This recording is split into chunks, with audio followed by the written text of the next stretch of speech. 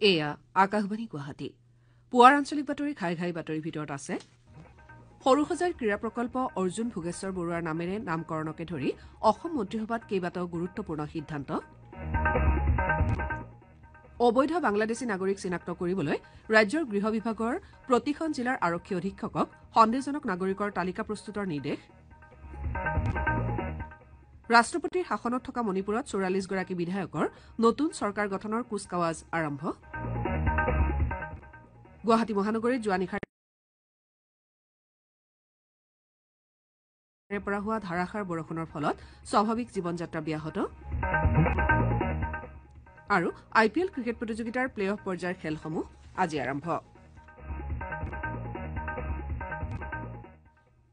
নমস্কাৰ বাতৰিৰ সৈতে মই অৰুণিমা গোস্বামী এতিয়া শুনক বিতং বাতৰি অসম মন্ত্ৰীসভাই ৰাজ্যৰ দুৰ্গম আৰু বিপদসংকুল অঞ্চলত বসবাস কৰা খিলঞ্জীয়া লোকসকলৰ নিৰাপত্তাৰ বাবে অস্ত্ৰৰ অনুজ্ঞাপত্ৰ দিবলৈ সিদ্ধান্ত লৈছে কালি মন্ত্ৰীসভাৰ বৈঠকৰ অন্তত দিছপুৰত অনুষ্ঠিত সংবাদমেলত মুখ্যমন্ত্ৰী ডঃ হিমন্ত বিশ্ব শৰ্মাই এই বিষয়ে প্ৰকাশ কৰে তেওঁ কয় যে বিভিন্ন জিলাৰ আয়ুক্তসকলে দুৰ্গম আৰু বিপদসংকুল স্থানসমূহ চিনাক্ত কৰিব অৱশ্যে পূৰ্বতে কৰা অপৰাধৰ তথ্য থকা লোকে এনেধৰণৰ অনুজ্ঞাপত্ৰ লাভ নকৰিব তেওঁ কয় যে নগাঁও ধুবুৰী দক্ষিণ শালমাৰা মানকাছৰ দৰং আদি জিলাৰ দুৰ্গম আৰু বিপদসংকুল অঞ্চলৰ থলুৱা লোকসকলক অস্ত্ৰৰ অনুজ্ঞাপত্ৰ দিয়া হ'ব কালি মন্ত্ৰীসভাৰ বৈঠকত সৰুসজাই ক্ৰীড়া প্ৰকল্পক অৰ্জুন ভোগেশ্বৰ বৰুৱাৰ নামেৰে নামকৰণ কৰাৰ সিদ্ধান্ত লোৱা হয় বুলি মুখ্যমন্ত্ৰীয়ে প্ৰকাশ কৰে SIRD আৰু মঙলদৈ ষ্টেডিয়ামৰ নাম সলনিটো অনুমোদন জনোৱা হৈছে বুলি তেওঁ কয় একেদৰে SIRDৰ নাম গোলাপ বৰবৰা আৰু মঙলদৈ ষ্টেডিয়ামৰ নাম শেষৰজন দৰঙী ৰজা ধৰ্ম নাৰায়ণৰ নামেৰে জনা যাব বুলিও মুখ্যমন্ত্ৰীয়ে জানিবলৈ দিয়ে সকলোৱে জানে যে আমি সৰুসজাই ইনডোৰ ষ্টেডিয়ামটো সৰুসজাই স্পৰ্টছ কমপ্লেক্স বুলি ইয়াক জনা যায় কিন্তু কাৰো নামত স্পৰ্টছ কমপ্লেক্সটো ডেডিকেটেড কৰা হোৱা নাছিল যদিও ইণ্ডিভিজুৱেল ষ্টেডিয়াম কেইখন কোনোবা বিশিষ্ট ব্যক্তিৰ নামত নামাঙ্কিত কৰা হৈ আছে এতিয়াৰ পৰা গোটেই সৰুসজাই স্পৰ্টছ কমপ্লেক্সটো অৰ্জুন ভোগেশ্বৰ বৰুৱা স্পৰ্টছ কমপ্লেক্স নামে জনা যাব তো গোটেই এতিয়াৰ পৰা আমি সৰুসজাই ষ্টেডিয়াম বুলি নকৈ অৰ্জুন ভোগেশ্বৰ বৰুৱা স্পৰ্টছ কমপ্লেক্স ৰূপে ইয়াক নামাঙ্কিত কৰা হৈছে আৰু কেবিনেটে ইয়াক অনুমোদন দিছে অৰ্থনৈতিক পৰিক্ৰমা বিষয়ক মন্ত্ৰীসভাৰ সমিতিয়ে ২০২৫-২৬ বিপণন বৰ্ষৰ বাবে ১৪বিধ খাৰিফ শস্যৰ ন্যূনতম সমৰ্থন মূল্য বৃদ্ধিৰ প্ৰস্তাৱত অনুমোদন জনাইছে নতুন দিল্লীত কালি বিয়লি সাংবাদিকৰ সৈতে হোৱা কথা বতৰাত তথ্য আৰু সম্প্ৰচাৰ মন্ত্ৰী অশ্বিনী বৈষ্ণৱে কয় যে চৰকাৰে ২০২৫-২৬ বিপণন বৰ্ষৰ বাবে খাৰিফ শস্যৰ মূল্য বৃদ্ধি কৰিছে যাতে খেতিয়কসকলে তেওঁলোকৰ উৎপাদিত সামগ্ৰীৰ উচিত মূল্য লাভ কৰে যোৱা বছৰৰ তুলনাত ৰামতিলৰ ন্যূনতম সমৰ্থন মূল্য সৰ্বাধিক প্ৰতি কুইণ্টলত ৮২০ টকা বৃদ্ধি কৰা হৈছে ৰাগীৰ ন্যূনতম সমৰ্থন মূল্য প্ৰতি কুইণ্টলত ৫৯৬ টকা কপাহত ৫৮৯ আৰু তিলৰ ন্যূনতম সমৰ্থন মূল্য প্ৰতি কুইণ্টলত ৫৭৯ টকা বৃদ্ধি কৰা হৈছে বিভিন্ন খাৰিফ শস্যৰ ন্যূনতম সমৰ্থন মূল্য বৃদ্ধি সন্দৰ্ভত কেন্দ্ৰীয় মন্ত্ৰীগৰাকীয়ে এইদৰে কয় 2025-26 के खरीफ मार्केटिंग सीजन के लिए आज कैबिनेट में MSP अप्रूव हुआ है टोटल अमाउंट इसका 2,07,000 करोड़ के आसपास का एस्टिमेट किया गया है तो जितने भी क्रॉप्स हैं हर एक क्रॉप के लिए कॉस्ट से 50% अधिक कॉस्ट प्लस 50% इस चीज का ध्यान रखा गया है ये इंडिविजुअल क्रॉप्स की MSP है 3 भाग में है पहला भाग है सीरियल्स यानी फूड ग्रेन्स उसमें पैडी ज्वार बाजरा रागी और मेज इन सब की MSP आपके सामने है आप सब जगह देखेंगे जो कॉस्ट है कॉस्ट ऑफ प्रोडक्शन है उसके बेसिस पे MSP कॉस्ट के ऊपर MSP कितना है वो लास्ट कॉलम बहुत इंपॉर्टेंट है कम से कम 50% कुछ केसेस में 63% कहीं पे 59% over and above the cost pulses और फाइबर क्रॉप्स में भी है जहां पर क्रॉप्स लिए गए हैं तूर मूंग उड़द और कॉटन इनमें भी कॉस्ट प्लस 50% कम से कम 59% है कहीं पे 53% है मिनिमम 50% तो कॉस्ट से अधिक है ही है तीसरा ग्रुप है क्रॉप्स का ये है ऑयल सीड्स में groundnut sunflower seed soybean yellow sesame seed और नाइजर सीड इन सब में भी कॉस्ट प्लस 50% का पूरा ध्यान रखा गया है কেন্দ্ৰীয় চৰকাৰৰ নিৰ্দেশ অনুসৰি ৰাজ্যখনত অবৈধ বাংলাদেশী নাগৰিক চিনাক্ত কৰাৰ বাবে গৃহ বিভাগে প্ৰতিখন জিলাৰ আৰক্ষী অধীক্ষকক জিলাখনৰ সন্দেহজনক নাগৰিকৰ তালিকা প্ৰস্তুত কৰিবলৈ জৰুৰী নিৰ্দেশ জাৰি কৰিছে অসম আৰক্ষীয়ে এই পৰ্যন্ত চলোৱা অভিযানত আটক কৰা ১৫০ শতাধিক অবৈধ নাগৰিকক সীমান্ত সুৰক্ষা বাহিনীক গতাই দিয়া হৈছে কাছাৰৰ পশ্চিম কাটিগড়াৰ জালালপুৰত আৰক্ষীয়ে মঙলবাৰে স্থানীয় ৰাইজৰ সহযোগত ৩০গৰাকী বাংলাদেশীক আটক কৰে। বাংলাদেশী কেইগৰাকী পশ্চিম কাটিগড়াৰ জালালপুৰ সীমান্তৰে বাংলাদেশত প্ৰৱেশ কৰিবলৈ অটোৰিক্সাৰে গৈ থকা সময়ত স্থানীয় ৰাইজে এই লোককেইজনক কৰায়ত্ব কৰি আৰক্ষীৰ হাতত গতাই দিয়ে। উল্লেখযোগ্য যে এই লোককেইজনে বহুদিন পূৰ্বে অবৈধভাৱে ভাৰতত প্ৰৱেশ কৰিছিল। অবৈধ বাংলাদেশী কেইজন ভাৰতৰ বিভিন্ন ৰাজ্যত কাম কৰি আছিল বুলি জানিব পৰা গৈছে। বৰ্তমান লোককেইজন আৰক্ষীৰ জিম্মাত আছে। ধুবুৰী জিলাতো ২২জন সন্দেহজনক নাগৰিকক আটক কৰি ধুবুৰী BN কলেজ আৰক্ষী চকীত তদন্ত অব্যাহত ৰখা হৈছে। ৰাজ্যজুৰি চলোৱা এই অভিযানৰ মাজতে কালি যোৰহাটত অবৈধ বাংলাদেশীৰ বিৰুদ্ধে সমদল উলিওৱা হয়। ইপিনে সদৌ অসম গৰিয়ামৰীয়া দেশী জাতীয় পৰিষদৰ দক্ষিণ শালমাৰা মানকাছৰ জিলা সমিতিয়ে কালি হাটশিঙিমাৰীত এখন সংবাদমেল অনুষ্ঠিত কৰি অবৈধ বাংলাদেশীক চিনাক্তকৰণ প্ৰক্ৰিয়াত যাতে দেশী জনগোষ্ঠীয় খিলঞ্জীয়া লোকসকলৰ নিৰাপত্তাৰ প্ৰতি ভাবুকিৰ সৃষ্টি নহয় সেই কথা নিশ্চিত কৰিবলৈ ৰাজ্য চৰকাৰক আহ্বান জনাইছে। কালি সংগঠনটোৰ কেন্দ্ৰীয় সমিতিৰ উপসভাপতি ইমদাদুল ইছলামে এই আহ্বান জনায়। অসম চৰকাৰে যেহেতু আমাৰ দেশী গৰিয়া মৰিয়া আৰু জোলহা সৈয়দ আদি জনগোষ্ঠীসমূহক খিলঞ্জীয়া হিচাপে স্বীকৃতি প্ৰদান কৰিছে, ইয়াৰ পিছতো বাংলাদেশীৰ নামত আমাৰ দেশী জনগোষ্ঠী হওক, গৰিয়া হওক, মৰিয়া হওক বা জোলহা সৈয়দে হওক হাৰাশাস্তি হোৱাটো আমি বিচৰা নাই। আমি এই ক্ষেত্ৰত চৰকাৰক দাবী জনাইছো বা অসমৰ মুখ্যমন্ত্ৰী ডক্টৰ হিমন্ত বিশ্ব চৰকাৰক ডাঙৰীয়াক আহ্বান জনাইছো, তেখেতে যাতে বাংলাদেশী বিতৰণৰ নামত বা সন্দেহযুক্ত বাংলাদেশীৰ নামত যাতে আমাৰ দেশী বিশেষকৈ অবিভক্ত গোৱালপাৰা জিলাৰ দেশী জনগোষ্ঠীসকলক যাতে কোনো হাৰাশাস্তিৰ সন্মুখীন নহয় তেখেতে এটা নিশ্চয়তা প্ৰদান কৰিব লাগে। আৰু এই সম্পৰ্কত আমি আজি দক্ষিণ শালমাৰা মানকাছৰ জিলা গৰিয়ামৰীয়া দেশী জাতীয় পৰিষদৰ তৰফৰ পৰা এখন স্মাৰক পত্ৰ আমাৰ জিলা আয়ুক্ত মহোদয়ৰ জৰিয়তে অসমৰ মুখ্যমন্ত্ৰী মহোদয়ক প্ৰেৰণ কৰিলো। মুখ্যমন্ত্ৰী ডক্টৰ হিমন্ত বিশ্ব শৰ্মাই কালি ৰাজ্যপাল লক্ষ্মণ প্ৰসাদ আচাৰ্যক সাক্ষাৎ কৰি সন্দেহজনক বাংলাদেশীক গ্ৰেপ্তাৰ আৰু ৰাজ্যৰ শেহতীয়া ৰাজনৈতিক পৰিস্থিতিৰ বিষয়ে আলোচনা কৰে। তদুপৰি এই সাক্ষাৎকালত মুখ্যমন্ত্ৰীগৰাকীয়ে ৰাজ্যপাল আচাৰ্যক ৰাজ্যখনৰ উন্নয়ন আৰু অন্যান্য বিষয় সন্দৰ্ভতো অৱগত কৰোৱায়। মণিপুৰত ৪৪গৰাকী বিধায়কে চৰকাৰ গঠনৰ কুচকাৱাজ আৰম্ভ কৰিছে।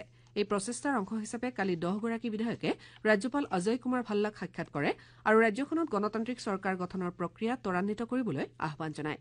ৰাজভৱনৰ তৰফৰ পৰা জাৰি কৰা প্ৰেছ বিবৃতিত বিভিন্ন ৰাজনৈতিক দলৰ বিধায়কসকলৰ এটা প্ৰতিনিধি দলে ৰাজ্যপালৰ সৈতে ৰাজ্যখনৰ আইন শৃংখলা পৰিস্থিতি আৰু ৰাজনৈতিক পৰিস্থিতি সম্পৰ্কে আলোচনা কৰা বুলি প্ৰকাশ কৰা হৈছে। পাৰস্পৰিক বুজাবুজিৰ ভিত্তিত শান্তি প্ৰক্ৰিয়া আৰম্ভ কৰা আৰু সুৰক্ষা ব্যৱস্থা সুদৃঢ় কৰাৰ বিষয়ে এই আলোচনাত স্থান পোৱা বুলি কোৱা হৈছে। প্ৰতিনিধি দলটোৱে লগতে এই বিষয়বোৰ সন্দৰ্ভত ৰাজ্যপালৰ ওচৰত স্মাৰকপত্ৰ দাখিল কৰে আৰু ৰাজ্যখনত গণতান্ত্ৰিক চৰকাৰ গঠনৰ প্ৰক্ৰিয়া খৰতকীয়া কৰিবলৈ ৰাজ্যপালক আহ্বান জনায়। ৰাজ্যপালক সাক্ষাৎ কৰাৰ পাছত সাংবাদিকৰ সৈতে হোৱা কথা বতৰাত বিজেপিৰ বিধায়ক থকচম ৰাধেশ্যামে কয় যে ভিন ভিন ৰাজনৈতিক দলৰ লগতে নিৰ্দলীয় ৪৪গৰাকী বিধায়কে ৰাজ্যখনত নতুন চৰকাৰ গঠন কৰিবলৈ সাজু হৈছে। অৱশ্যে বিজেপিৰ কেন্দ্ৰীয় নেতৃবৰ্গই বিষয়টো সন্দৰ্ভত চূড়ান্ত সিদ্ধান্ত গ্ৰহণ কৰিব বুলি তেওঁ জানিবলৈ দিয়ে। গুৱাহাটী মহানগৰীত যোৱা নিশাৰে পৰা হোৱা ধাৰাসাৰ বৰষুণৰ ফলত স্বাভাৱিক জীৱন যাত্ৰা ব্যাহত হৈছে। আজি পুৱাৰ ভাগত মহানগৰীৰ বিভিন্ন অঞ্চলত সৃষ্টি হোৱা কৃত্ৰিম বানৰ ফলত কৰ্মক্ষেত্ৰলৈ যাত্ৰা কৰা লোকসকলৰ লগতে ছাত্ৰ ছাত্ৰীসকল বাৰুকৈয়ে অসুবিধাৰ সন্মুখীন হয়। বিদ্যালয় অভিমুখী ছাত্ৰ ছাত্ৰীসকল বহু সময় ধৰি পথত আবদ্ধ হৈ থাকিবলগীয়া পৰিস্থিতিৰ সৃষ্টি হয়। মহানগৰীৰ জটীয়া, কাহিলীপাৰা, হাতীগাঁও, বশিষ্ঠ, চাৰ্ভে, ৰুক্মিণীগাঁও, অনিল নগৰ, বামুণী মৈদাম, চানমাৰী, বৰিপাৰাৰ উপৰি খানাপাৰাৰ পৰা জালুকবাৰী অভিমুখী ৰাষ্ট্ৰীয় ঘাইপথৰ বহু অংশত পানী জমা হোৱাৰ ফলত সমস্যাৰ সৃষ্টি হয়। কেইবাটাও অঞ্চলত বহু যান বাহনৰ যান্ত্ৰিক বিজুতিৰ ফলত তীব্ৰ যানজঁটৰ সৃষ্টি হয়। ভাৰতীয় বতৰ বিজ্ঞান বিভাগে অসমসহ উত্তৰ পূৰ্বাঞ্চলৰ বিভিন্ন ৰাজ্য, পশ্চিমবংগৰ হিমালয়ৰ পাদদেশ অঞ্চল আৰু ছিকিমত বৰষুণৰ সম্ভাৱনালৈ চাই আজি আৰু কাইলৈৰ বাবে ৰাজ্যৰ কেইবাখনো জিলাৰ বাবে ৰেড এলাৰ্ট জাৰি কৰিছে। বতৰ বিজ্ঞান বিভাগে লগতে পৰৱৰ্তী ২-৩ দিনত ৰাজ্যৰ পশ্চিম আৰু দক্ষিণ প্ৰান্তত ধাৰাসাৰ বৰষুণ হোৱাৰ আগলি বতৰা দিছে। বিভাগটোৰ বতৰা অনুসৰি ওড়িশাৰ উপকূল ভাগৰ সমীপৰ উত্তৰ পশ্চিম বংগোপসাগৰত নিম্নচাপৰ সৃষ্টি হৈছে। পৰৱৰ্তী ২৪ ঘণ্টাত এই নিম্নচাপ গভীৰ নিম্নচাপলৈ ৰূপান্তৰ হোৱাৰ সম্ভাৱনা আছে। ইয়াৰ প্ৰভাৱত কাছাৰ, হাইলাকান্দি, শ্ৰীভূমি, ধুবুৰী, দক্ষিণ শালমাৰা, মানকাছৰ, গোৱালপাৰা, বৰপেটা, বঙাইগাঁও, পশ্চিম কাৰ্বি আংলং, কোকৰাঝাৰ, চিৰাং, বজালী, বাক্সা, কামৰূপ মহানগৰ, দৰং, ওদালগুৰি, মৰিগাঁও, নগাঁও, হোজাই, শোণিতপুৰ, ডিমা হাছাও, তামুলপুৰ আৰু নলবাৰীত বিজুলী ঢেৰেকণিৰে ধাৰাসাৰ বৰষুণ হোৱাৰ সম্ভাৱনা আছে বুলি বতৰ বিজ্ঞান বিভাগে সকীয়াই দিছে। কৃষি আৰু কৃষক কল্যাণ মন্ত্ৰালয়ে আজিৰে পৰা ১২ জুনলৈ দেশজুৰি বিকশিত কৃষি সংকল্প অভিযানৰ আয়োজন কৰিছে।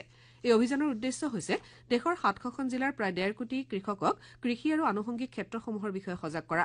অসমতো এই অভিযানত 26খন জিলাৰ 3250খন গাঁও আৰু 5 লাখৰো অধিক কৃষকক সামৰি লোৱাৰ ব্যৱস্থা কৰা হৈছে ইতিমধ্যে এই অভিযানৰ বাবে কৃষি বিভাগ আনুষংগিক বিভাগ আৰু কৃষি বিজ্ঞানীসকলক লৈ 52টা গোট গঠন কৰা হৈছে এই কাৰ্যসূচীৰ সময়ছোৱাত খাৰিফ শস্য উৎপাদনত সহায়ক হোৱাকৈ বহনক্ষম প্ৰযুক্তিৰ বিষয়ে প্ৰচাৰ ছইল হেল্থ কাৰ্ডৰ আধাৰত সাৰৰ ব্যৱহাৰ কৃষি খণ্ডৰ বিভিন্ন সমস্যাৰ অধ্যয়ন আৰু ইয়াৰ ওপৰত প্ৰাথমিকভাৱে গৱেষণাৰ ৰূপৰেখা তৈয়াৰ কৰাৰ ব্যৱস্থা কৰা হ'ব লখিমপুৰ জিলাতো আজিৰে পৰা এই অভিযানৰ অধীনত কাৰ্যসূচী অনুষ্ঠিত হ'ব ইয়াৰ অংশ হিচাপে জিলাখনৰ বিষয়ববীয়া কৃষি বিজ্ঞানী আৰু বিভাগীয় বিষয়াসকলে কৃষকৰ মাজত সজাগতা সৃষ্টিৰ প্ৰয়াস চলাব শোণিতপুৰ জিলাত জিলা কৃষি বিভাগ পশু চিকিৎসা বিভাগ মীন পালন বিভাগ আৰু জিলা প্ৰশাসনৰ সহযোগত জিলাখনৰ 8টা খণ্ড আৰু বিশ্বনাথ জিলাৰ 2টা খণ্ড সামৰি এই অভিযানৰ কাৰ্যসূচী অনুষ্ঠিত হ'ব ইয়াৰ অধীনত কৃষি বিজ্ঞান কেন্দ্ৰৰ বিজ্ঞানী সংশ্লিষ্ট বিভাগৰ বিষয়া আৰু আগশাৰীৰ কৃষকসকলক লৈ গঠিত 2টা দলে প্ৰতিদিনে 4খনকৈ গাঁও পঞ্চায়তত সজাগতা কাৰ্যসূচী ৰূপায়ণ কৰিব ধুবুৰী জিলাত আজিৰে পৰা এই অভিযানৰ কাৰ্যসূচী অনুষ্ঠিত হৈছে জিলাখনৰ 10টা উন্নয়ন খণ্ডৰ গাঁওসমূহক সামৰি এই অভিযান ৰূপায়ণ কৰা হ'ব কেন্দ্ৰীয় তীখা আৰু গুৰু উদ্যোগ দপ্তৰৰ ৰাজ্যমন্ত্ৰী ভূপতি ৰাজু শ্ৰীনিবাস বাৰ্মা দুদিনীয়া কাৰ্যসূচীৰে আজি দক্ষিণ শালমাৰা মানকাছৰ জিলাত উপস্থিত হ'ব মন্ত্ৰীগৰাকী গুৱাহাটীৰ পৰা মেঘালয়ৰ তুৰা হৈ দিনৰ 12 বজাত জিলাখনৰ সদৰ হাতশিঙিমাৰীত উপস্থিত হ'ব মন্ত্ৰীগৰাকীয়ে জিলা প্ৰশাসন আৰু বিভিন্ন বিভাগৰ মুৰব্বীৰ সৈতে পৰ্যালোচনা সভাত অংশগ্ৰহণ কৰাৰ পাছত জলজীৱন মিছনৰ 3খন আঁচনি পৰিদৰ্শন কৰিব IPL ক্ৰিকেট প্ৰতিযোগিতাৰ প্লে অফ পৰ্যায়ৰ খেলসমূহ আজি আৰম্ভ হ'ব মুল্লানপুৰত আজি হ'বলগীয়া প্ৰথমখন কোৱালিফায়াৰত পইণ্ট তালিকাৰ শীৰ্ষত থকা পঞ্জাৱ কিংছ দ্বিতীয় স্থানৰ ৰয়েল চেলেঞ্জাৰ্ছ বেংগালুৰুৰ সন্মুখীন হ'ব খেলখন সন্ধিয়া 7:30 বজাত আৰম্ভ হ'ব আপোনালোকে পুৱাৰ আঞ্চলিক বাতৰি শুনিছে আকাশবাণী গুৱাহাটী কেন্দ্ৰৰ পৰা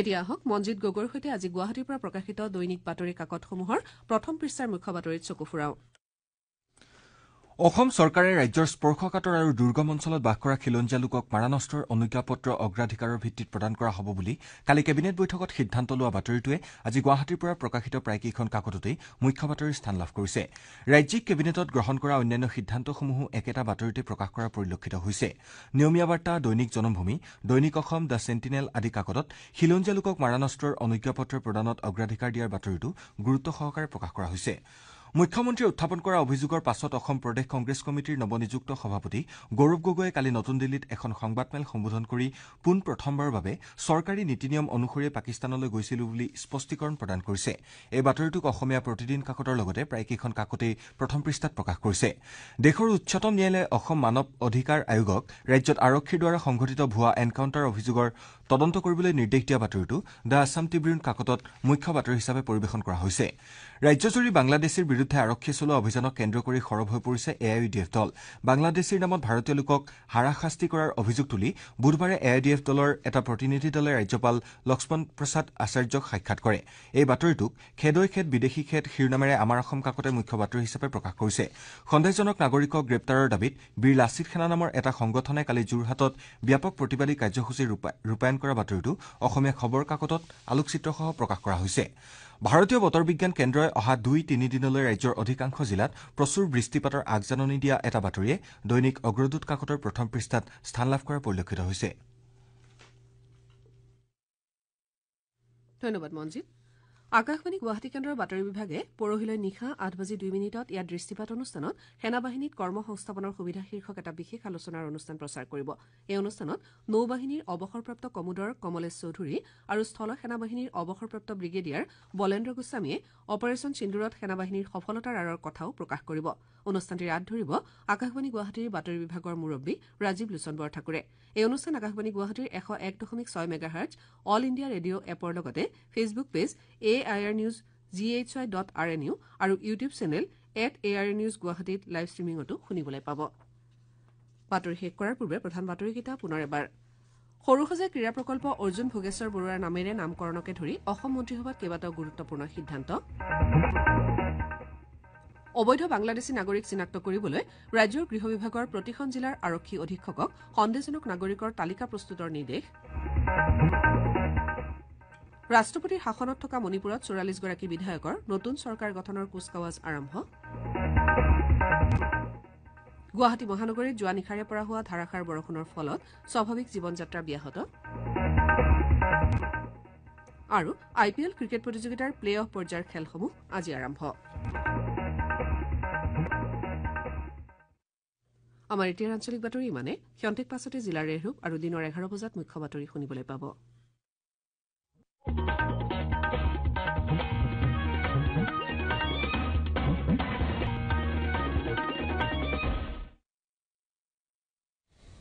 মিডিয়াম ৱেভৰ 411.5 মিটাৰ 729 কিলোহাৰ্জ আৰু FM বেণ্ডৰ 101.6 মেগাহাৰ্জত এয়া আকাশবাণী গুৱাহাটীৰ মহাবাহু। আগবঢ়োৱা হৈছে জিলাৰ ৰেহৰূপ।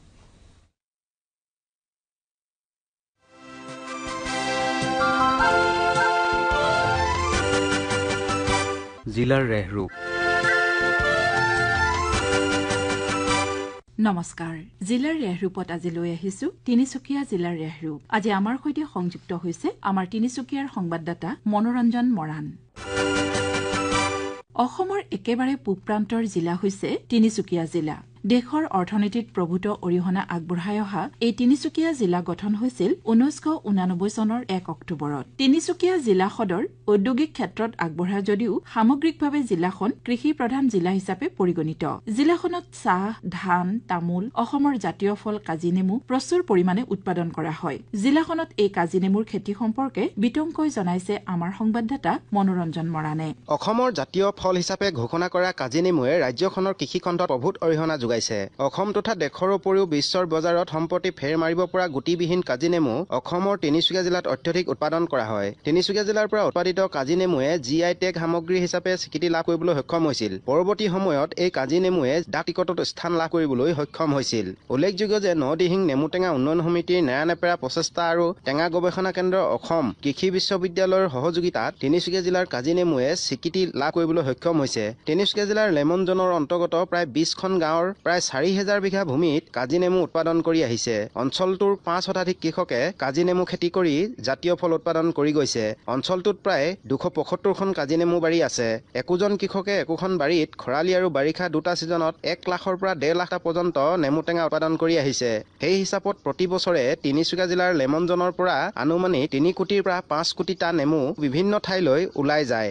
যদিহে চৰকাৰীভাৱে কৃষকসকলৰ দ্বাৰা উৎপাদিত কাজি নেমু বজাৰলৈ উলিয়াই দিয়াৰ ব্যৱস্থা কৰে তেন্তে নিশ্চয় জাতীয় ফল হিচাপে কাজি নেমুৱে আৰু বহুখিনি আগুৱাই যাবলৈ সক্ষম হ'ব।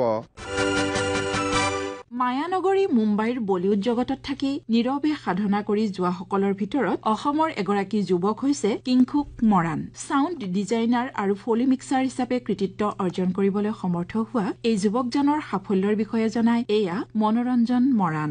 নিজৰ আশা পূৰণ কৰাৰ স্বাৰ্থতে নীৰৱ সাধনাত ব্ৰতী হৈ অশেষ কষ্ট ত্যাগৰ বিনিময়ত কিংখুক মৰাণৰ দৰে যুৱকে এখনৰ পিছত এখন ছবি হিট কৰিবলৈ সক্ষম হৈছে।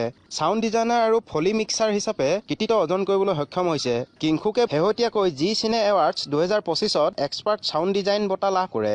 উল্লেখযোগ্য যে বিগ বাজেটৰ গদ্দৰ 2ৰ দৰে ছবিত ছাউণ্ড ডিজাইনাৰ হিচাপে কিংখুক মৰাণে কাম কৰিছে। অসমৰ তিনিচুকীয়া জিলাৰ ৰাইদাং গাঁৱৰ পৰা মুম্বাইলৈ গৈ বলিউড জগতত নিজৰ কামৰ দ্বাৰা প্ৰতিষ্ঠিত হৈছে কিংখুক। কিংখুকে ব্ৰহ্মাস্ত্ৰ আৰু ভেৰিয়াত ছাউণ্ড এডিটৰ হিচাপে, বিক্ৰম ৱেদাত ছুপাৰভাইজিং ছাউণ্ড এডিটৰ হিচাপে কাম কৰিছিল। উল্লেখযোগ্য যে দংগল, বাজিৰাও মাস্তানী, তনু ৱেটছ মনু, মেৰিকম আদি একাধিক জনপ্ৰিয় ছবিত এছ'চিয়েট ছাউণ্ড ডিজাইনাৰ আৰু ফলি মিক্সাৰ হিচাপে কাম কৰিছিল। 3, দাবাং 2, জয় হো, ফাল্টু, ৰাগিনী MMS, হাউচফুল 2, প্লেয়াৰ্ছ, ফাটা পোষ্টাৰ, নিকলা হিৰো, শচীন ৰানৱে, 34 আদি একাধিক জনপ্ৰিয় ছবিত কিংখুক মৰাণে ছাউণ্ড এডিটৰ হিচাপে কাম কৰাৰ অভিজ্ঞতা আছে। অসমীয়া দূৰ নামৰ ছবিখনতো কিংখুকে কাম কৰিছে। ব্ৰিটিছ শাসিত অসমৰ প্ৰথম ৰেল প্ৰতিষ্ঠান তিনিচুকীয়া জিলাতে সূচনা হৈছিল। ডিব্ৰু-শদিয়া ৰেলৱে নামেৰে স্থাপন কৰা হৈছিল অসমৰ প্ৰথম ৰেলপথ। বৰ্তমান সময়ত তিনিচুকীয়া জিলাত ৰেল সেৱাৰ অৱস্থা সম্পৰ্কত এয়া আমাৰ সংবাদদাতা। দেশৰ ৰেলৰ মানচিত্ৰত তিনিচুকীয়া জিলাৰ এক উল্লেখযোগ্য স্থান আছে। আছাম ৰেলৱে ট্ৰেডিং কোম্পানীয়ে 1882 চনত ৰেল চলাচল কৰিছিল। 1883 চনত ডিব্ৰুগড় আৰু মাকুমৰ মাজত ৰেল চলে। 1884 চনত ডিব্ৰুগড়ৰ পৰা লিডুলৈকে ৰেল চলাচল কৰে। কিন্তু ইতিহাস বিজড়িত এই তিনিচুকীয়া জিলা শেহতীয়াভাৱে উত্তৰ পূব সীমান্ত ৰেলৱেৰ অধীনত চলাচল কৰা বহুকেইখন ৰেলৰ সেৱাৰ পৰা বঞ্চিত হ'বলগীয়া হৈছে। উদাহৰণস্বৰূপে ক'ব পাৰি ব্ৰহ্মপুত্ৰ মেইলৰ চলাচল বন্ধ কৰি দিয়া কাৰ্য। ব্ৰহ্মপুত্ৰ মেইল প্ৰথম অৱস্থাত তিনিচুকীয়া মেইল হিচাপেই জনাজাত আছিল। ব্ৰহ্মপুত্ৰ মেইল ডিব্ৰুগড়ৰ পৰা তিনিচুকীয়া হৈ পুৰণি দিল্লী ৰেল ষ্টেচনলৈকে চলাচল কৰিছিল। কিন্তু কভিডৰ সময়ত এই ৰেল গাড়ীখন বন্ধ কৰি দিয়া হ'ল। কভিড পৰৱৰ্তী সময়ত আশ্চৰ্যজনকভাৱে এই ৰেল গাড়ীখন কামাখ্যা ষ্টেচনৰ পৰাহে চলোৱা হয়। ইয়াৰ ফলত উজনি অসমবাসী বঞ্চিত বঞ্চিত হৈ পৰে। এই ৰেলগাড়ীখন পুনৰ ডিব্ৰুগড়ৰ পৰা চলাচল কৰাবলৈ উজনি অসমৰ ৰাইজে দাবী জনাই আহিছে। জিলাৰ ৰেহৰূপ সুধিলে কাইলৈ আন এখন জিলাৰ ৰেহৰূপ লৈ আহিম। অপেক্ষা কৰক কাইলৈ পুৱা 9:15 নমস্কাৰ।